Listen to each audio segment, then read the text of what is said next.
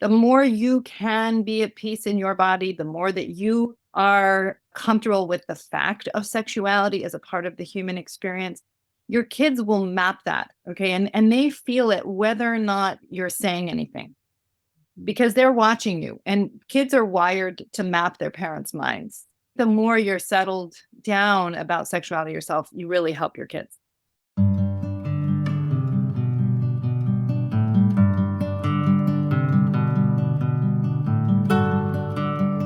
Welcome to Conversations with Dr. Jennifer, a collection of interviews on the topics of relationships, sexuality, spirituality, and more, all featuring Dr. Finlayson-Fife.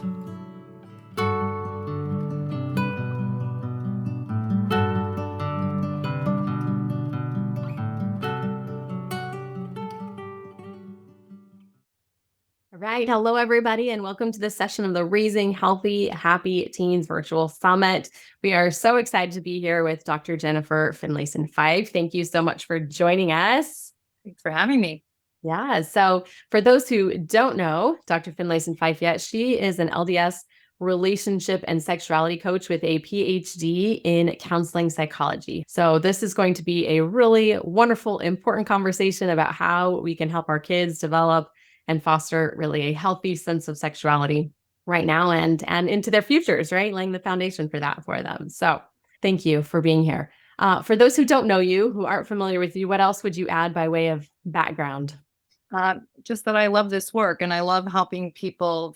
It's not easy to be a parent, and it's not easy to be a parent of an adolescent. Never mind the sexuality piece. We're putting that sexuality piece aside. It's challenging, but adolescence and sexuality gives parents a special kind of challenge that really can be hard because you're in this struggle between how much autonomy and how much how much autonomy and how much structure is ideal, and it's never entirely clear. So, and sexuality can be dangerous. It can work against our children's well-being. Right. But if we squash it too much, that works against their well-being. So anyway, it's not an easy job. Parents are up, and any parent that's here because they want to do better, I commend it. Actually, Amen. Yep, I agree. I always tell my parents, I'm like, I know the kinds of parents that find their way to me, to the work that we're doing, and you're a good parent. Right, sure. exactly. For learning, for engaging in these conversations. Very true. Yes. So, awesome. So let's just start off. What is the opportunity for parents in helping our kids develop a sexuality that's healthy for them now and in the future? Like, what does a healthy sexuality for a teen look like? Yeah. Well, first of all, I think the reason it's so important is because whether or not we like it, sexuality is so core to our sense of self that to figure this out in a healthy way, which is to, make your peace with it, but not be indulgent and self or other destructive with it, but to find that space means you're set up for a foundation of a good life, whether or not you ever marry, whether or not, meaning it's like there's something to be reconciled with oneself. So I think it's really critical how we communicate um, what sexuality is about. And so the opportunity in it, or the way that I do a online course of how to talk to your kids about sex, and what I state as the overarching goal of the course is to help your children develop sexual integrity. And what I mean by that, this is just kind of a way I'm trying to capture something here, is that you're literally integrating your sexuality into your sense of self. When you're a child, you kind of know that some parts of your body feel good, people get a little reactive, but so you're trying to make sense of this. You're maybe a little bit afraid of it, but it's developing into someone who can accept her body, accept his body, and, the capacity for pleasure to be okay with it, right? Like to actually maybe even feel happy about that capacity, but to also live in integrity with it. That is, that you are self-respecting and other respecting, that you live up to your values around your sexuality. So you don't let the fact of pleasure or the fact that you can get someone else's approval, right, through sexuality become more important, because those both feel good. Okay, those both are nice parts of sexuality, but they're not more important than what you believe is best and what you believe is good for you. And so it's helping children to both accept this, but also treat it wisely so that it can be a blessing in their lives. So it can be a good thing for them. Love it. Okay. And then for parents, huge question. So Yes. obviously you're not going to say everything. What are some things that we can do to help build that? Okay. So I would say if I were to put it into three categories. Yes. The first idea is just a kind of fundamental as possible, but probably the hardest thing is for the parents themselves to be at peace with sexuality. Now, we often want to give our children something we haven't yet figured out, and I totally get it. Many parents want their kids to do better than they did. And many times kids do. They can feel that permission, right, to work it out in a better way. But the more you can be at peace in your body, the more that you are comfortable with the fact of sexuality as a part of the human experience, your kids will map that. Okay. And they feel it whether or not you're saying anything because they're watching you. And kids are wired to map their parents' minds.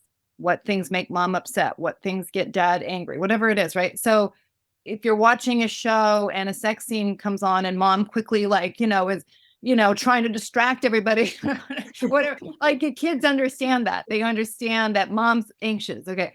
Or if mom says, oh, I thought that was an unnecessary scene, and they're doing that because they sell more, copies of the show. Mom can handle it and can actually articulate a position. Well, that not only is she articulating a position, but she's also showing them that she can handle these topics, right? For example. So I guess what I'm trying to say is that if you realize you have some anxieties around this, the course I teach also helps parents to think about where they're struggling in it, because I think the more you're settled down about sexuality yourself, you really help your kids. Second bucket is you want to give your kids your values around this. In the course, I kind of say, like, at age 4, what are you doing? At age 7, what are you doing? Because it's going to evolve as your child evolves. But you want before adolescence, ideally, because your kids are much more open to you before adolescence. In adolescence, they're like, Mom, I get it. Okay. You have nothing more to say to me. But pre-adolescent, if possible, to offer them what your values are around sexuality. What creates the good life around sexuality? What is a way that being in relationship to sexuality blesses your child and blesses a future relationship? So you want them to have a sense of that as a structure around sexuality, because they need a way to make sense of how to be in relationship with it. So that's the second bucket. Okay, yeah. And then the third is, especially now in adolescence. Adolescence, if things are going right, okay, is a period of beginning the process of self-definition.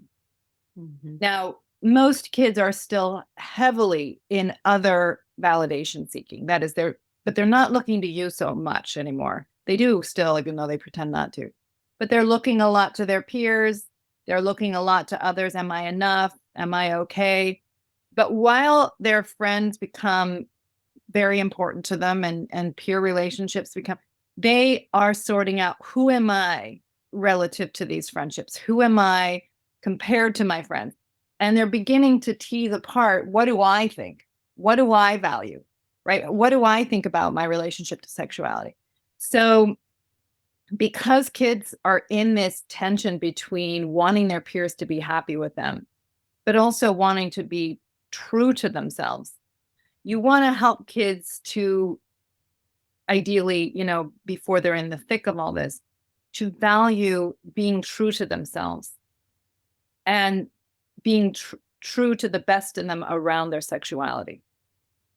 You want to teach them that doing something sexual for approval, right, is always going to work against them. And you also want to teach them that being afraid of their sexuality will work against them, right? It's okay to like this part of life. It's okay to like the approval they can get through sexuality. Even like, we get so afraid of that, but it feels good to be dressed in a nice outfit and to know that the guy you're interested in notices you. And there's nothing wrong with that feeling good. It's just an essential part of learning how to be in a romantic sexual relationship, but never valuing that more than they value themselves. So helping your kids to start to think within themselves, what do I desire? Right? What do I believe will be best for me? What would not work against me? How do I want to handle myself if I feel pressured to do more than I actually want to do? How do I want to protect myself in certain situations? So you're equipping them to be more, not just in reaction to you or trying, not in compliance or defiance. You want to help them move into more self authorship. I'll say one more thing. I know I'm saying a lot, but That's why you're here. Thank you. Okay. But the thing that's tricky about adolescents is they're not ready to be completely self-authoring, right? And they may want you to just back off, right? They want you to say, I can come in when I want or whatever, but they're not ready for it. And so what is optimal, although never a science and often a very messy art, okay, is figuring out like how much freedom is the right amount of freedom, how much structure is the right amount of structure. But you don't want to just be controlling every move, nor do you want to be trusting them entirely. Right. So, I've had friends who say their daughter's like, Mom, I want to wear this mini skirt. And if you won't let me, you are shaming my sexuality. Okay. And they're trying to use this fear that they know their parents have of shaming sexuality. That's the new fear. Right. Basically say back off. Any structure is gonna make me worse for the wearer. And that's just simply not true. I might say to my daughter, yeah, nice try, go put on something else. Because that is to say, I don't feel any shame about your sexuality. And I don't. Okay. And it's not appropriate to wear that to class. I mean, I can hold an expectation of you because you're saying this is about shame when really this is about you really like that validation. Again, I wouldn't even shame the validation. I am not at all surprised that you like the validation, and I can tell that you get a lot of it. That's why you need to go put something else on. So you're not shaming, but you're holding a structure. Yeah. Right. And then there might be other times where you wish you could just tell them not to do something, but it's age appropriate. That it's right for them to kind of have a little latitude to make some choices, make some mistakes, but you're aware of it. The one thing I'll just say is that the optimal parenting is, as you've probably talked about, is not authoritarian, which is overly controlling, not permissive, which is under involved.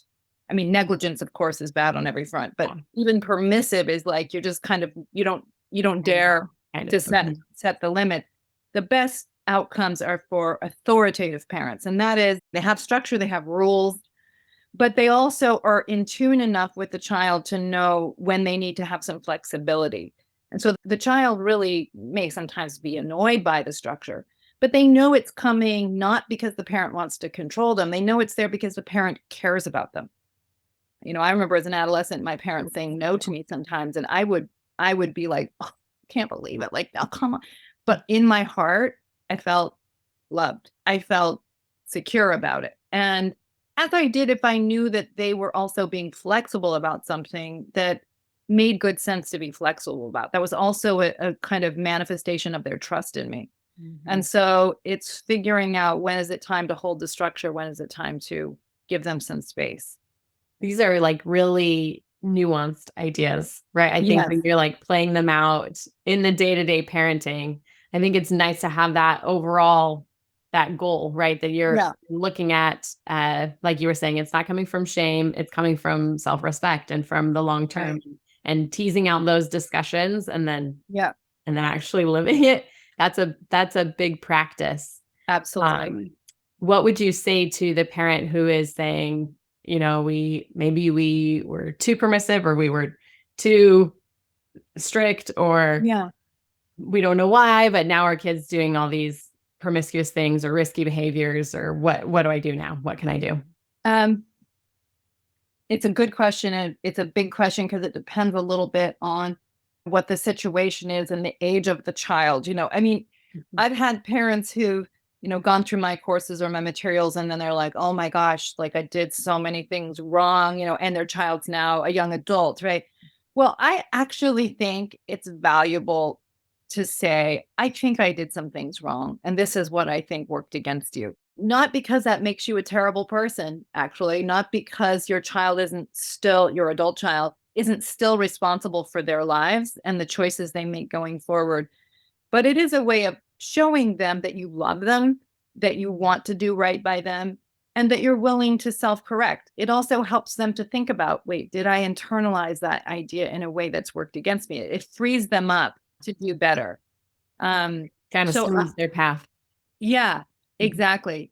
I think also, like, if you're in the midst of parenting and you think, okay, I've been micromanaging too much, for example, or I've been hovering too much, to say to your child, um, you know, I can't remember the name of this book. Can't think of it right now. It might come to me in a minute. It's really about this kind of conversation with your child, which is you move into more of a collaborative conversation with them to set up, okay, I want you to have more freedom. I feel like dad and I or mom and I have been hovering too much around this. You're old enough to take on more.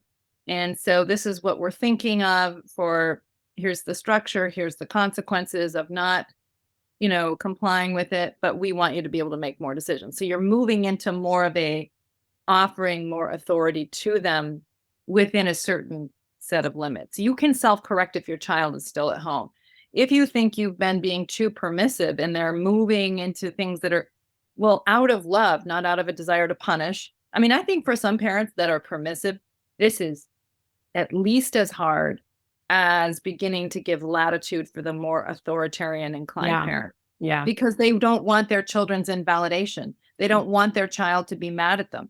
And that's often what drives the often a permissive. fear that if I set that boundary, then they're just gonna, Absolutely. They're out of here. Rebel just to rebel. Absolutely. Yeah. And to really think in your mind, if you are that parent, that this structure is an investment in my child. I'm uncomfortable.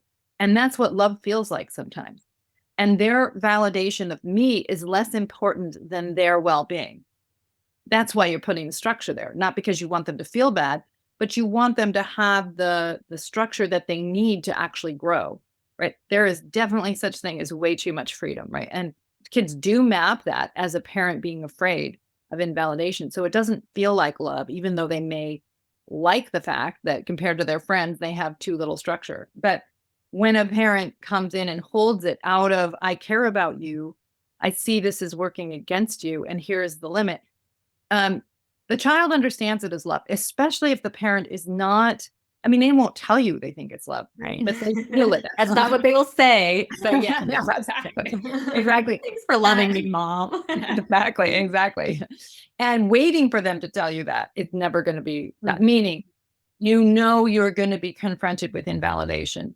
And so, I know my own child went through a difficult time, and we were in this struggle at times between give him more space, give him less. And we were like stumbling through the dark, doing it all very imperfectly. I mean, really, we were, but we were thinking about what does he need? That was what was in our hearts, right? Not perfectly and not all the time. Sometimes I'm like, how dare you not obey me? Yeah. I mean, sometimes those are all so real. Yeah. Right. Sometimes it was just my ego or just my whatever. But the thing is that once, he got a little bit older and got through that, he did say to us, and he said to me specifically one time, just like, I know you love me. And it was helpful for me to track that you were working hard to figure out what I needed. So even though he was struggling, so was I. He could understand that it was a struggle that was about him and my love for him. And, again, at that time, that was the last thing he was saying. It was kind of like, how are my parents such screw ups? That was probably more what was in his head. But the thing is he acknowledged, I knew that it was about loving me, and I'm thankful for it. Yeah. And that's such an important message to send, because oftentimes, especially with our adolescents, the risky behaviors are seeking like that approval and the validation and often that's right. feeling something that they're not finding at home or in their That's other right. relationships. That's right. Exactly. And so when kids know, I mean, kids, they like their peers. They're trying to figure out who they are. So they're going to make missteps, even if their Yeah. parents absolutely love them. But it is true that when kids, girls, there's research, when they see their dad is involved in their life and their dad loves them, they're much slower to have their first sexual experience, right? And it's a much healthier choice. Where if a girl is uncertain that she's lovable to her father and therefore to men, a heterosexual girl, she's going to be much more likely to be pursuing look for love in all the wrong places, so to speak. Mhm. Mhm. So when kids feel secure in their attachment to their parents, feel clear that their parents do love them, they're much wiser in their choices. Mhm. Mm. Yeah. That's so important. We keep coming back to that. I just returned home after traveling for a couple of weeks, and it was amazing to slip back into those bamboo sheets from Cozy Earth. It was an unexpected surprise, actually, to remember how good they feel, how comforting it is. And I got my best sleep score last night that I've had in 2 weeks. So I love these sheets. They're made of a bamboo blend, and they just are cool and comforting at the same time. Cozy Earth stands behind everything they make. You get a 100-night sleep trial on the sheets, a lifetime warranty on the clothing, and hassle-free returns if anything isn't right. So if you're looking for a new set of sheets, or you're looking for something to give to someone important in your life, I highly recommend Cozy Earth's bamboo blend sheets. And if you head to cozyearth.com and use my code JFF20, you get an exclusive 20% off. That's JFF20 for an exclusive 20% off. And if you see a post-purchase survey, just mention that you heard about Cozy Earth right here. To a great night's sleep. I was just thinking, our older kids are teenagers now. And so we're obviously, things are changing and shifting, and they're getting Yes. new freedoms and things like that. And I Yes. love the way that you describe the collaboration that happens. And I think that it's important for us as parents to let our kids know that we don't know everything, right? Yeah. And so when we go into that conversation, we're saying, hey, this is what, like, for example, I was just saying, like, this with our one of our teenagers, we had a new opportunity arise that they haven't come across yet. And we Yes. said, okay, before we lay any guidelines, what is the goal with this? What do we want in the end for this? And then do you think will help you reach that goal? Like, what do Yeah. you Excellent. think, you know? Excellent. And then to say, and we're going to check back.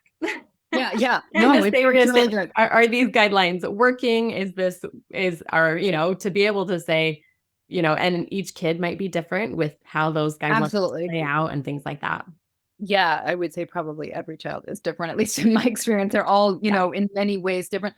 But I think what you're talking about there is really good role modeling of that process, which is it's really giving your child like that self-authoring, like what is the goal? What am I trying to achieve? What do I think will do it? Because they're not just in a obedience frame anymore. They need to grow out of that obedience frame and get more able to kind of self-direct, but they're not being given 100% freedom either, which is okay. I think, dad and I agree. I think that will work, but or we're not sure that will work, but we're willing to let you give it a try and we'll check back. Again, it's in that tension of structure and freedom and modulating for the benefit of the child, because ideally, as a child reaches 18, they have become a responsible citizen. They have learned how to regulate their choices in line with what, society wants from them.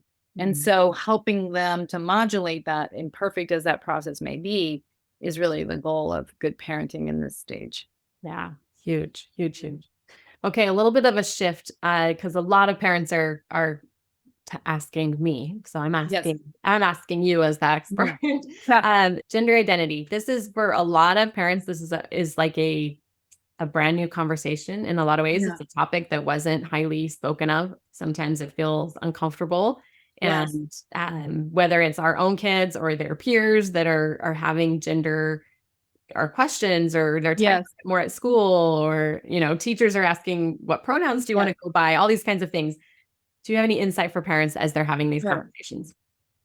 Well, I don't know all the answers, obviously, but I'll give you some at least ways for you to consider thinking about what's going on and how this might relate to your child and so on.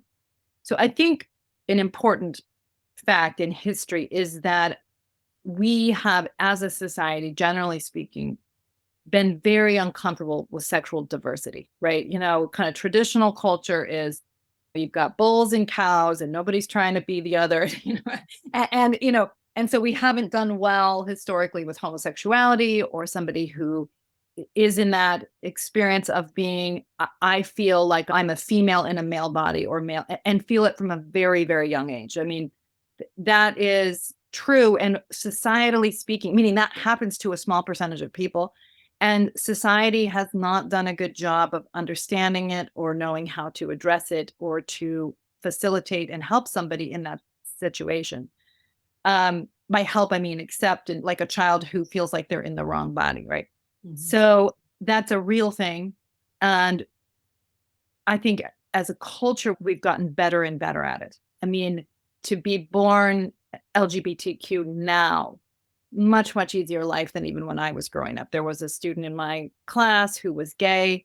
He got teased a lot. It makes me so sad to think about him, but, you know, he was teased mercilessly because people were afraid of it and felt the freedom to shame. And it's just so cruel, right? Because the difficulty of being born different and seeing everything around you as being, that you're the wrong kind of person is really hard on a soul and psyche.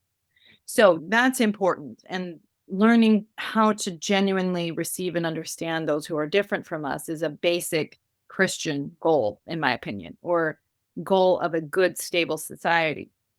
That said, we're in a current environment that I think is overly reactive and not necessarily helpful.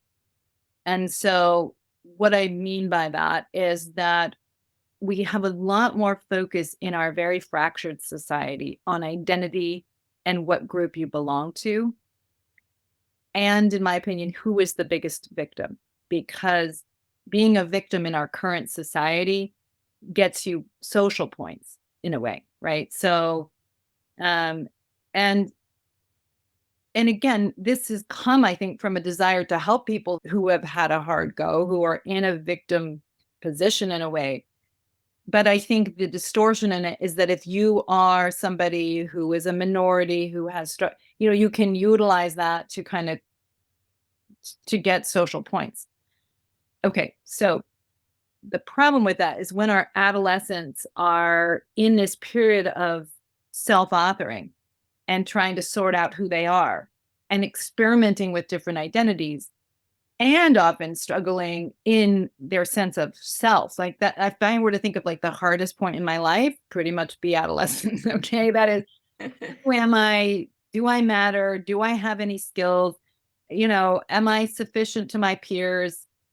People would say, be yourself. I'm like, what the heck does that mean? I have no idea what that even means. I don't have a self yet. I don't even know. And so, you see among adolescents, when I was in high school, people were experimenting with all kinds of things, drugs, piercers, doing what we did was punk back then. So you do. Okay. So that's just a thing that people do. I'd like to see that on you. Did you have that phase?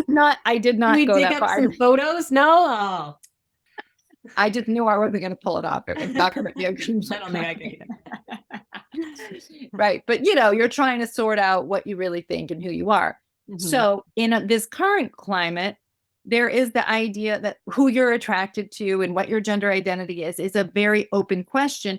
And if you want to be different or unique or stand out among your peers, right, being in some way sexually diverse has an upside to it in a way that when I was growing up had zero upside. Now, I just want to be clear. I'm not saying that if your child is saying this, that they're just looking for attention, right? Because this may absolutely be who your child is and what they're trying to sort out. So I want to be really clear that I'm certainly not saying that this is all made up. It's not true. There's real diversity in who people are. And for people to be their strongest selves, they need to sort out who they are. But I think it's important as parents to understand the climate in which a child is sorting this out. And so I think there's one more idea, is that a lot of times people think like, okay, well, if I feel like I want to be a boy and I am a girl, that the way to help that person be healthy is to immediately make a change. And most kids grow out of that feeling. Now, not all do. Mhm. And for some, it is absolutely right to undergo surgery and to undergo a more, but you don't want to rush into any decision like that. And you want to be cautious of the idea that that will deal with the mental health issues someone is having. It might, but you want to be smart and wise about it. And as a loving parent, to give your child time to sort out who they are and to say, I will love you, whoever you decide that is, right? Whatever that means for you. But I want you to have the time to really make sure you know what that is so that you can remove any desire to do something out of rebellion from your child Mhm. and offer and foster in them that they're being true to their best selves in this process. That's really important for helping them sort through it. And I think the more the child knows that you will love them no matter what and you care about their well-being, the more they can do the same for themselves and sort out what that means. But again, it's not an easy time, and to in a way be patient with your child's efforts to sort out who they are and what an important process that and messy process that can be, and to have the courage to love in the face of that because it can be it's not I found it to be a rather uncomfortable time Yeah. being the parent of adolescents. So Yeah. I think that's really helpful. The parents that have come to me are in that position of, I absolutely love my child. If this is really the way that their life that they're choosing, they're who they really yeah, are. I absolutely want to support that. yeah, And then, but it's that struggle, just like you were describing. yeah, Is it social pressure? Is it this, fitting in this way or standing out in that way rather than really innately who they are? And I right, think your message to love them, to send that message of love and acceptance, and also that invitation to almost wait and just yes, see how things develop and right. not have to take action right away with things. Absolutely. And, the kinds of I'm so grateful I didn't get married when I was an adolescent. I mean, I know this sounds really obvious, but I mean, if I'd had to make a decision then, I would have married a very different Oh, kind of person right, because I right. changed so much between, 16 and 26. I was just more mature, wiser about who I was, wiser about what mattered to me. The things that I thought were funny, the kinds of jokes I was making at 15, very different than when I was 25. And I mean, I know those are just some examples, but I was absolutely experimenting in my own way as a adolescent because I'm trying to figure out what that does mean to be Mhm. yourself. What does it even mean? Who am I? So you're trying on different identities, you're trying on different personas on some level with your friends, maybe more than parents realize, to sort that out. And it's very important process, even though we'll stress any good parent out. Ah, awesome. We're almost at our time. So I'm gonna where can parents connect with you, learn more, learn about Sure. your course? Sure. If you just go on my website, it's Finlayson-Fife.com. And on there, you'll see online courses tab. It's called How to Talk to Your Kids About Sex. And then I also have a podcast called Conversations with Dr. Jennifer, where you can get on there and you can look up different questions I've answered just around how to talk to your kids about sex through that podcast. So you can search on my website through that podcast platform for different topics that I've covered on this. Yeah. Yeah, so much helpful material. So much helpful material. Thank you so much for this conversation. I know My pleasure. it's a really important conversation for parents to be able to have and to think about these ideas for their teens. You get the last word. What else would you share with parents today?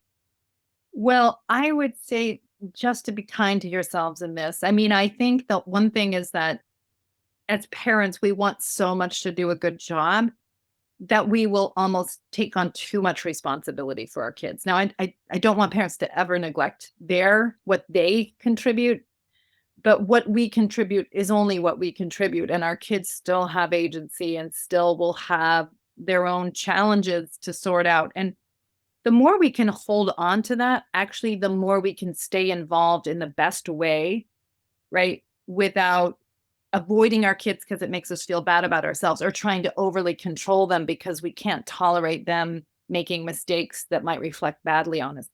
So one of the kindest things you can do for yourself and your child is to just hold your dignity in the face of the world's most challenging work. It really is. I mean, we say that, it sounds cliche, but it's actually true. It's like a million times easier to do a 9 to 5 job. Just show up.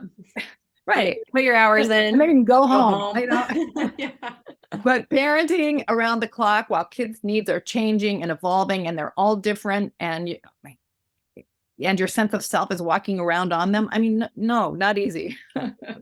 So to be compassionate to yourself while you stumble through, and to say, like, me trying earnestly is the most valuable thing I can do, because my child understands it. Just like I talked about them mapping your relationship to sexuality, they understand if you care about them and want what's best for them, even if it's a flawed process. And that means something to their sense of self, that it will help them to do what's right by them. Thank you. Thank you. Thank you. Super inspiring and insightful. We appreciate it. Thank you so much for listening. If you enjoyed today's episode, we ask that you please rate, review, and share the podcast so that more people can find and benefit from Dr. Jennifer's work.